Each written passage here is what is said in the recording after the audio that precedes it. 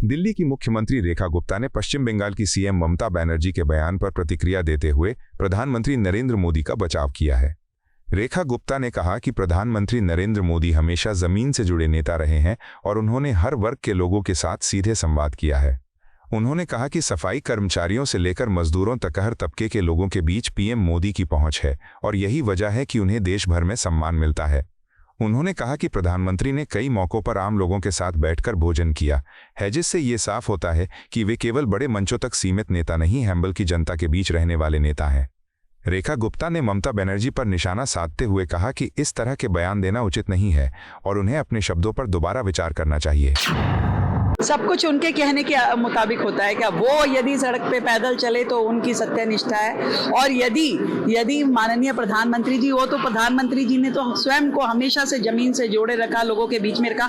एकमात्र देश के प्रधानमंत्री वो सफाई कर्मचारी से लेकर के साधारण मजदूर से लेकर के हर व्यक्ति के दिल में बसे हैं। उसके साथ खड़े होकर के, उसके साथ बैठ करके जिसने एक थाली तक में भी भोजन किया हो, ऐसे प्रधानमंत्री के बारे में वो शब्द जो कह रही है उन्हें भी सोचना चाहिए। और वैसे कोई अचरज की बात नहीं है, क्योंकि यहाँ की मुखिया ममता बनर्जी ने तो हमेशा से सरकारी संस्थाओं पे, न्यायपालिका पे और संवैधानिक संस्थाओं पे हर एक पे इल्जाम लगाया। कभी वो इलेक्शन कमीशन उनके लिए खराब है, कभी प्रधानमंत्री मोदी खराब है, कभी राष्ट्रपति जी के लिए बुरा बोलती हैं। तो ऐसे कौन सा व्यक्ति या संस्था है जिसके बारे में उन्होंने कभी खराब नहीं कहा है। जनशक्ति जनता दल के संस्थापक तेज प्रताप यादव ने कांग्रेस नेता राहुल गांधी पर तीखा हमला बोला है।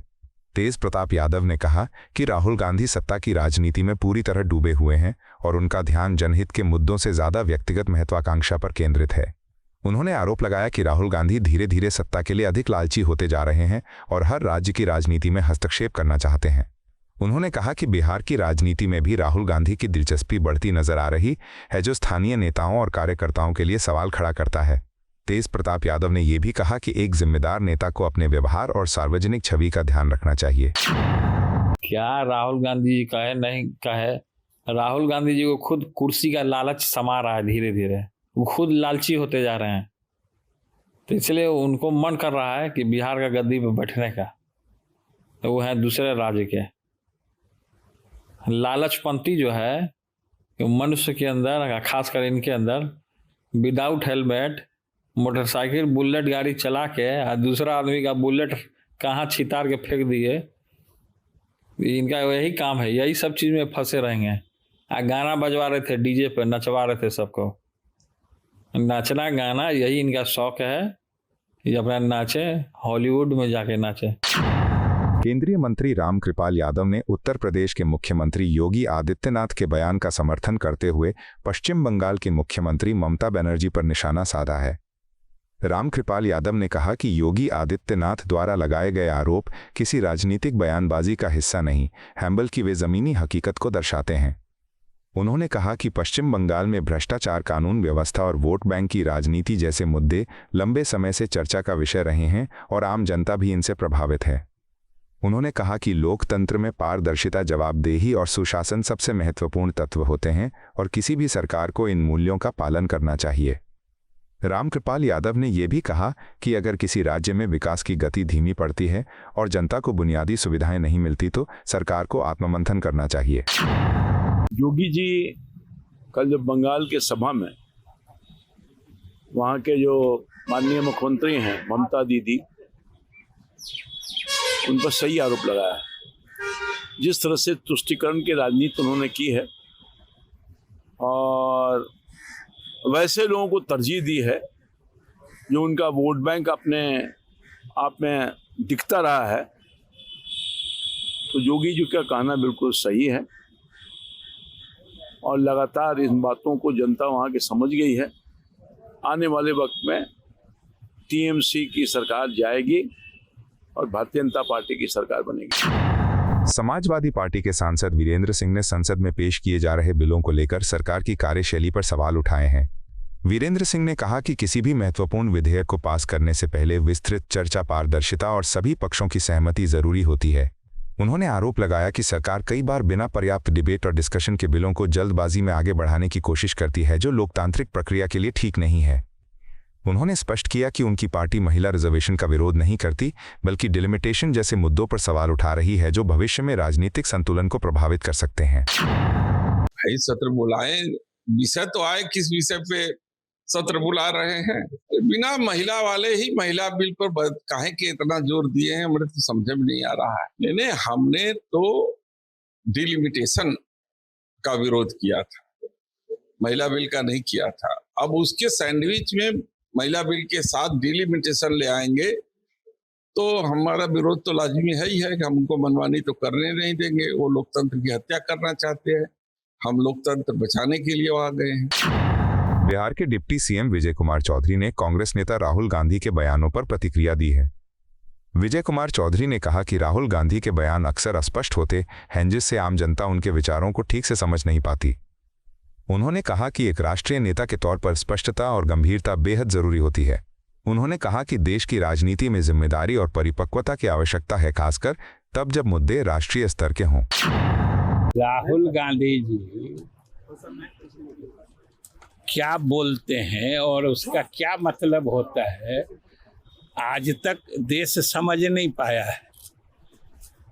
जिस आदमी को महिला आरक्षण से इतनी नफरत, जो आदमी सरकार और राष्ट्र इसका फर्क नहीं समझता, जिस आदमी को गंभीरता से राजनीति करने की आदत ही नहीं रही, न संसद के भवन के अंदर की जो मर्यादा जानता हो, उसकी बातों को किसी को गंभीरता से लेना ही नहीं चाहिए। और सबसे अधिक आप लोगों को, मीडिया को भी वैसे आदमी के वक्तव्य पर ज़्यादा तवज्जो नहीं देना चाहिए। शिवसेना के सांसद संजय राउत ने महाराष्ट्र में ड्रग्स के बढ़ते मामलों को लेकर बीजेपी सरकार पर निशाना साधा है। संजय राउत ने कहा कि मुंबई, पुणे, नागपुर और अन्य बड़े शहरों में लगातार ड्रग्स की बड़ी खेप पकड़ी जा रही है, जो इस बात का संकेत है कि राज्य में नशे का नेटवर्क फैल रहा है। उन्होंने आरोप लगाया कि सरकार इस गंभीर मुद्दे पर पर्याप्त ध्यान नहीं दे रही है और कानून व्यवस्था को मजबूत करने की दिशा में ठोस कदम नहीं उठाए जा रहे हैं। देखिए, महाराष्ट्र में जो भाजपा है उनका उड़ता भाजपा हो गया।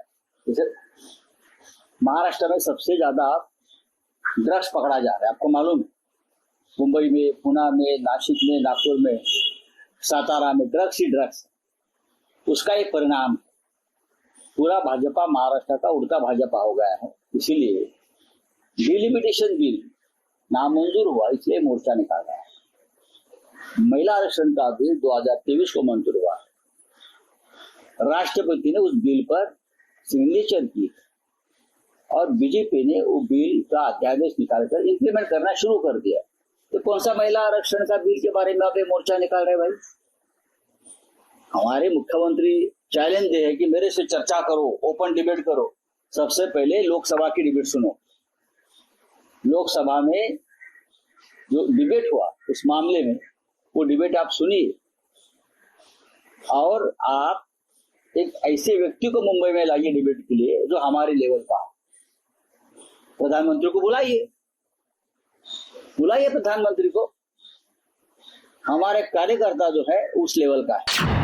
बीजेपी प्रवक्ता प्रतुल शाहदेव ने लेंसकार्ट से जुड़े विवाद पर प्रतिक्रिया देते हुए कंपनियों की जिम्मेदारी पर जोर दिया है। प्रतुल शाहदेव ने कहा कि किसी भी कंपनी को अपनी मार्केटिंग स्ट्रैटेजी बनाते समय देश की सामाजिक और सांस्कृतिक संवेदनशीलताओं का पूरा ध्यान रखना चाहिए। उन्होंने कहा कि भारत एक विविधताओं से भरा देश है, जहां अलग अलग धर्म, परंपराएं और मान्यताएं साथ साथ रहती हैं, इसलिए किसी भी फैसले का असर व्यापक रूप से लोगों की भावनाओं पर पड़ सकता है। उन्होंने कहा कि सेक्युलर देश होने का मतलब ये नहीं है कि किसी एक धर्म या समुदाय की भावनाओं को नज़रअंदाज किया जाए, बल्कि इसका अर्थ ये है कि सभी धर्मों का समान रूप से सम्मान किया जाए और किसी भी तरह की असंवेदनशीलता से बचा जाए। प्रतुल शाहदेव ने कहा कि कॉरपोरेट सेक्टर को ये समझना होगा कि ब्रांड इमेज केवल प्रोडक्ट से नहीं बनती, बल्कि समाज के प्रति उनके व्यवहार और जिम्मेदारी से भी बनती है। देखिए लेंसकार्ट, ये किसी भी संस्थान को समझना चाहिए। आप किसी धर्म विशेष की भावनाओं को आहत करके अगर बिजनेस करने की सोच रहे हैं या कोई आपकी मार्केटिंग स्ट्रैटेजी हो सकती है, तो ये सनातनियों के देश में नहीं चलेगा साहब।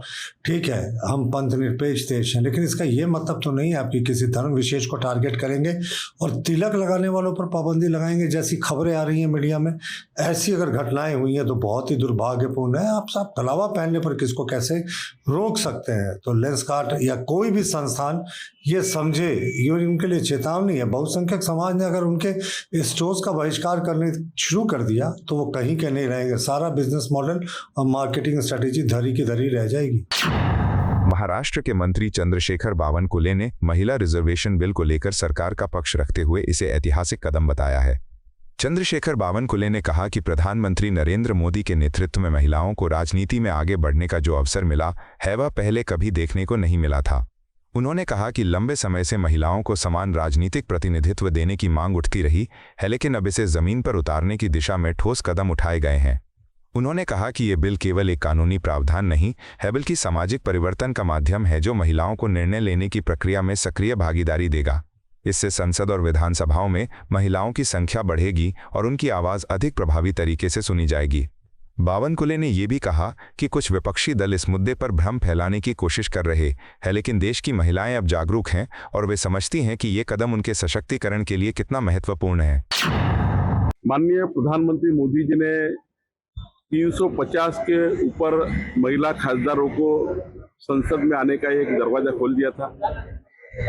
अगर महाराष्ट्र की बात करें तो महाराष्ट्र के विधिमंडल में 160 के ऊपर एमएलए हाउस में आते थे, विधिमंडल में आते थे, महिला आती थी। लेकिन कांग्रेस पार्टी ने, उनके इंडिया अलायंस ने जिस प्रकार से एक हत्या की है, क्रूर हत्या की है बिल की, और एक बड़ा रास्ता महिलाओं का बंद कर दिया। देश की 70 करोड़ महिलाएं, महाराष्ट्र की 6 करोड़ महिलाएं नाराज है, आक्रोश है।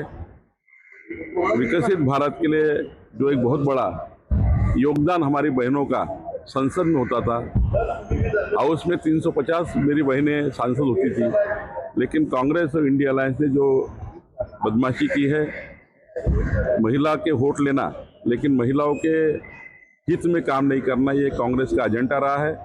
इसके लिए पूरे देश में जनाक्रोश है, महाराष्ट्र में जनाक्रोश है, गली गली में जनाक्रोश है। तो ये मोर्चा हम निकालेंगे और इंडिया अलायंस को ये भुगतना पड़ेगा। आपको यह वीडियो पसंद आया हो तो इसे लाइक करें, हमारे चैनल को सब्सक्राइब करें।